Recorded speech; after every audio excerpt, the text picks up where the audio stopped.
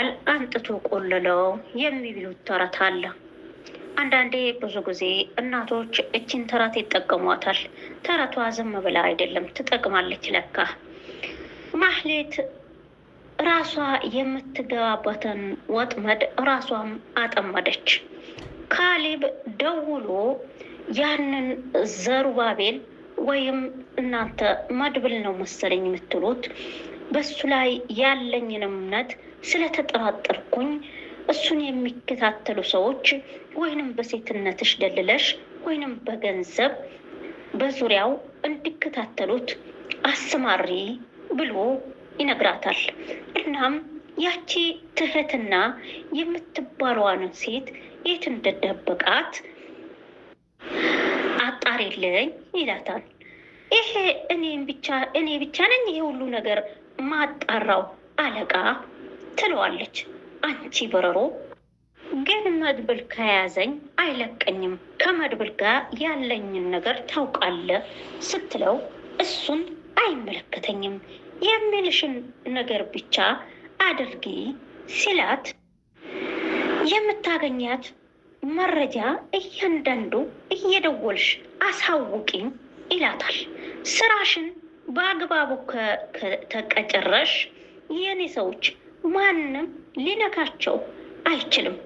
የኔ ሰዎች መንካት ማለት ካሌብን መንካት ማለት ነው ብሎ ያበረታታታል። ይሄኔ ሌላ አማራጭ አልነበራትም። ወደ ዳጣ መምጣት ነበር ያላት አማራጭ። ዳጣም ደግሞ አላስነቃችም። ዳጣ ማህሌትን ስታገኛት ተደናግጣ ነበር። እንዳትቀርቢኝ ብላ ስትላት ተረጋጊ፣ ህይወትሽን የሚለውጥልሽ ዳጎስ ያለ ገንዘብ ነው ይዤልሽ የመጣሁት ትላታለች። ከዛ ዳጣ ምን ዳጎስ ያለ ገንዘብ ትላታለች። አዎ ከእነዚህ ቤተሰቦች ወጥተሽ ቢያንስ የራስሽ ኑሮ ደልቅቅ ያለ ኑሮ እንድትኖሪ የሚያደርግሽ ነገር ነው ትላታለች። አሰላሙ አለይኩም ወረህመቱላሂ ወበረካቱ። ውድና የተከበራችሁ የቻናላችን ቤተሰቦች እንኳን በደህና መጡ፣ እንኳን በደህና ቆያችሁልን። እንወዳችኋለን አጠቃላይ ማለት ነው። ውድ ቤተሰቦቻችን ለቤታችን አዲስ የሆናችሁ ቻናላችን ፎሎ በማድረግ ነባር ሆናችሁ ደግሞ ሼር ላይክ በማድረግ በቅንነት አበረታቱን። እንደውም ቪዲዮውን ከወደዳችሁት እስከ መጨረሻው በማየት ሀሳብ አስተያየቶቻችሁ በኮሜንት ስር አሳውቁን። እናም እንወዳችኋለን። በድጋሚ ተከታተሉን፣ ቅድመ ተከተሉ፣ እናስደምጣችኋለን። እናም ለዳጣ እንደዚህ ስትላት አፍሽ ዝንጊ፣ ቤተሰቦች በአንቺ አፍ የሚሰደቡ አይደለም፣ ያንቺ ገንዘብ ደግሞ ከአፍንጫ ይውጣ ብላህ ነበር። ዳጣም አምጥታ ስሚ ማህሌት፣ ዳጣ በገንዘብ የምትገዛ እንዳንቺ አይደለችም ትላታለች። ከዛ ማህሌት አምጥታ አንቺ ሴትዮ ነገርኩሽ እኮ ይሄ ከማለት በፊት ብትቀበይ ነው የሚሻለሽ ትላታለች። አንቺ ሴትዮ ነገርኩሽ እኮ አሰበም እንዴ ብላ በጩኸት ትናገራለች። ምንም ብላ ያደግሽበትን አስታውሽ እያለች ለማግባባት ትሞክራለች። ዳጣ በኋላ ይገባትና እናም ዳጣ አንቤ ስትላት ስሚ፣ ክብር ሀብት አይሆንም፣ ሀብት ግን ክብር ይሆናል ትላታለች። አንቺ ሴትዮ የተባልሽው አሰሚም እንዴ ከአጠገቤ ዞር በይ ብላህ ነበር። በኋላ ብልሃቱ በጭንቅላቷ ይመጣላታል ዳጣ። ከዛ ዝም ስትል ማህሌት አንድ ከመግብል የምታጣሪልኝ ነገር አለ፣ እሱን ስታጣሪልኝ ወዲያውኑ 1 ሚሊዮን ብር ወደ አካውንትሽ ይገባል ትላታለች። ዳጣ ማምጥታ ጭራሽ ከመድብል ቢያገኝሽ ምን እንደሚያደርግሽ ታውቂያለሽ አይደል ትላታለች። ከዛ ማህሌት አውቃለሁ 1 ሚሊዮን ብር ማለት የገፉት ሰዎች እግር ስር ወጥቆ እንዲለምሉሽ የሚያደርግ ገንዘብ ነው ትላታለች። ከዛ ቀጥላ እሺ ስራው ምንድን ነው? ቢያንስ እስቲ ስራው ንገሪኝ ትላታለች። እንግዲህ ዳጣ በተስማሙትን መልኩ መድብል ትህትናን የት እንደደበቃት አግኝቻለሁ ብላ ከመድብል ጋር አውርተው ነበር። ከዳጣ ትወስዳታለች። ከዛ መድብል እዛ ላይ ጠብቋቸው ነበር። እዚህ ጋር ጨለማ ቦታ ይዛት ስትገባ እንዲህ እርግጠኛ ነሽ ዳጣ እያለችህ ነበር። አዎ እርግጠኛ ነኝ እያለቻት ይዛ እየገባች ነበር። ከዛ መድብል ማህሌት እጅ ገባች ማለት ነው። ሆነም ቀረ። ወይኔ ጎበዝ ስትሆን ማለት ነው። በእውነቴ ነው ምላችሁ። እኔ ሰዎች ላይ የሚያደርጉት ነገር ምላሳቸው በቃ እንጨት ቆርጦ ሲጥል በጣም ነው የሚገርመኝ ማለት ነው። አልሙሂም ነገር እዛ ከወሰደቻት በኋላ አሁን ነይ እንሂድ በቃ ፍርሃትሽ አይለቅሽም ብላት ነበር በጨለማ ቦታ እኔ ስትላት አይ እኔ ከዚህ በላይ አልሄድም ብላ ዳጣ ትቆማለች። ምን ማለትሽ ነው ትላታለች። አይ ማለቴ ሳይሆን ከኋላ የሚጠብቅ ሰው አለ ትላታለች። መድብል ማህሌትን ወስዶ በቅድስት እጅ አስገባት ማለት ነው። ቅድስት መጀመሪያም ደም ያልጠጣ ነብር ሆና ነበር። እኔ ሲመስለኝ ለሰው ልጆች ወይም መምታት ወይም ማሰቃየት ወይም መግደል ሳይሆን መፍትሄው ወስዶ እውነትን የሚፈልግ ሰው ወደ ሕግ ማቅረብ አለበት ብዬ ነው። እነዚህ ጥፋተኛ ሰዎች በአሁኑ ጊዜ ሙስናም እንዳለ እናውቃለን። ያም ሆኖ ግን ከሕግ የበላይ የሚያልፍ ነገር የለም። በእኛ በራሳችን ላይ እርምጃ ከመውሰድና እነዚህ ሰዎች መንግስት ያጠፉትን ጥፋት እርምጃ ቢወስድባቸው ባይ ነኝ። ለሰው ልጆች ሰዎችን ማሰቃየትና ሰዎችን መግደል፣ ሰዎችን መምታት ትክክለኛ እንዳልሆነ ነው የምረዳው ማለት ነው። ሌሎቹ እናንተ ተከታታዮቼ እናንተ በራሳችሁ መንገድ ልትረዱ ትችላላችሁ። ብዙ ጊዜ ሰዎች በእኛ ላይ ብዙ ጥፋቶች ያደርሱብናል። ግን ቢያደርሱብንም የዛን ጥፋት ውጤት በራሳችን ላይ መከፈል ወይም ደግሞ መቀበል እንደሌለብን ነው የምማረው። እኔ ፊደሎቼም ጭንቅላቴም ሕሊና የሚያስተምረኝ ማለት ነው። መጀመሪያ ሰዎችን ጉዳት ላይ እንዲደርስባቸው ጉዳት ላይ የሚጥላቸው ነገር እንዳናደርግ፣ እነሱስ ከዛ የበለጠ ሊጎዱን ይችላሉ ያውቃለሁ። ግን ከዛም የበለጠ ቢጎዱን ደግሞ በሰዎች ላይ ጉዳት ማድረስ ትልቅ ወንጀል እንደሆነ ወይም ደግሞ ፈጣሪን መክዳት እንደሆነ እናውቃለን። ይሄ ነገር ሰዎች ለሕግ አሳልፈን ስንሰጥ ሕግ በአግባቡ እንዲቀጣቸውና እንዲቀጣልን መብትም ከሆነ መብታችን ተቀብሎ እንዲያሰጠን ወይም ደግሞ ብድላታችን እንዲከፈልልን ወይም እንዲከፍለን ማድረግ ተገቢ ነው ብዬ ነው ማስበው።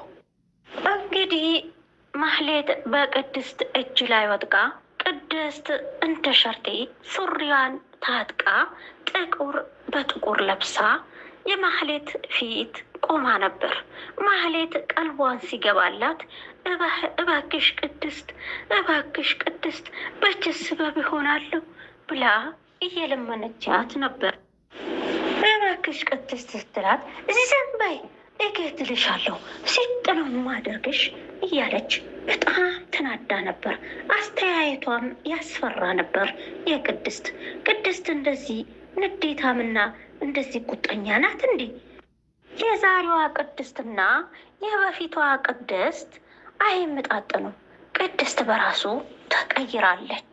እንግዲህ ማህሌት ከተያዘች በኋላ ለመድብል ወንድም የሚያድንን መድኃኒት የተጎዱ ነርቦችን የሚያድን መድኃኒት እኔ ጋ አለ እንደማትገድለኝ ቃል ግባልኝ ብላ በማሳመን እሺ መድኃኒቱን ንገሪኝ ብሎ በመናደድ ትቷት ነበር። መድኃኒቱ ምን ይሁን? ይሄስ ማህሌት ቅድስት ተስማማለች ይሁን? ቅድስት ወደ ብሩኬ ጋር ተመልሳ ሄዳለች። ለባልዮ እያዝናናችው ነበር። ተስፋ አትቁርጥ፣ ነገም ሌላ ቀን ነው ብለህ አስብ በማለት እያዝናናችው ውዱ ተወዳጅ የሆነውን ባሏ እያዝናናችው ትገኝ ነበር። ቅድስት ተመልሳ ማህሌትን ሂዳ ምን ታረጋት ይሆን? እንጠብቃለን። ማህሌት መድኃኒቱ አለ ብላ ስትነግረው ወይኔ አሁንም በደካማ ጎኔ እየመጣሽብኝ ነው ብሎ ተናዶ ነበር። ግን ደግሞ መድኃኒቱ እውነትም ካለ ነግራው ምናልባት ብሩኬ በዛ መድኃኒት ምክንያት ተነስቶ በእግሩ ከቆመ ማህሌትን ምንም ላያደርጋት ቃል ይገባላታል ብዬ ነው ማስበው። እንግዲህ ቅድስት ተመልሳ ስትሄድ ማህሌት በቦታዋ አልነበረችም ማለት ነው። ሰንሰለቱም አውጥታ አውርዳ ካየች በኋላ ራሷን ጸጉሯን መንጨትና ራሷን መደብደብ፣ መናደድ፣ መጮህ ጀመረች። መድብል አታድርገውም፣ ይህንንማ ካደረክ እንቆራርጣለን በማለት እየጮኸችና እየተናደደች ጸጉሯን እየነጨች ነበር። እንግዲህ ቅድስትን ሰው ሁሉም ፈርቷት ነበረ። በጣም ተናዳ ነበር። በመጀመሪያ እኛ የምናውቃትን ቅድስት አልነበረችም ማለት ነው። ምን ልታደርግ ይሆን? መድብልስ መድኃኒቱ ይዞ ሊመጣ ይሆን? መድብልም ከማህሌት ጋር እንደው ኩኩሉ ምትጫወቺ ከሆነ ሲጣርጊ ነው ምግድልሽ፣ የምታመልጭኝ እንዳይመስልሽ ብሎ እያስፈራራት ነበር። እንግዲህ ማህሌት መድኃኒቱ ለመድብል ሰጥተዋለች ማለት ነው። በምልክት በድንጋይ ስር እንዳስቀመጠችው ድንጋዩ ማንም ሰው ሳያየው አንስቶ እቃውን እንዲያገኝ አድርጋለች ማለት ነው። እንግዲህ ቅድስት በጣም ተናዳ ተቆጥታ ስታወራ ብሩኬ ፊቷ እየተመለከታት ነበር።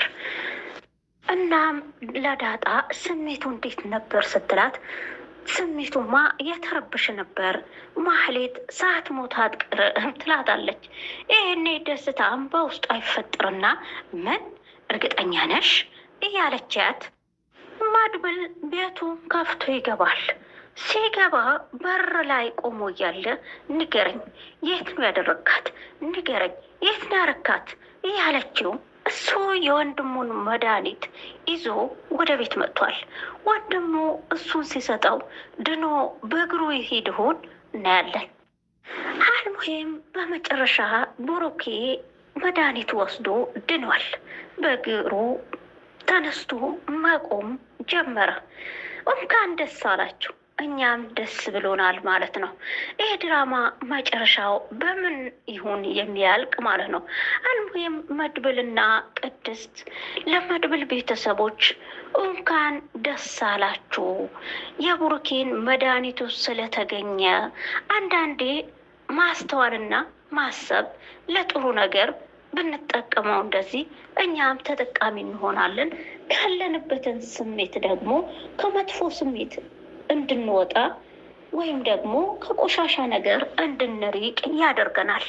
ምክንያቱም መድብል የሚያደርጋቸው ነገሮች ሁሉ እያንዳንዳቸው እርምጃዎች አስተውሎ ነው የሚያደርጋቸውና የመድብል ሩህሩህነትና ጥሩነት ለበጎ ብቻ ነው የሚጠቀመው።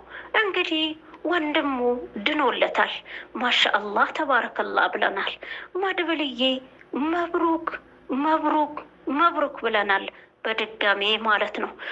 ውድና የተከበራችሁ ውድ ተከታታዮቼ፣ ውድ የቻናሌ ቤተሰቦች ቪዲዮአችን ከወደዳችሁት እስከ መጨረሻውን በማየት ሼር ላይክም እያደረጋችሁ ሀሳብ አስተያየቶቻችሁ በኮሜንት ስር አሳውቁን እንላችኋለን። እንወዳችኋለን። ወቢላሂ ተወፊቅ። ተመልሰን እስከምንመጣ ቸር ሰንብቱ።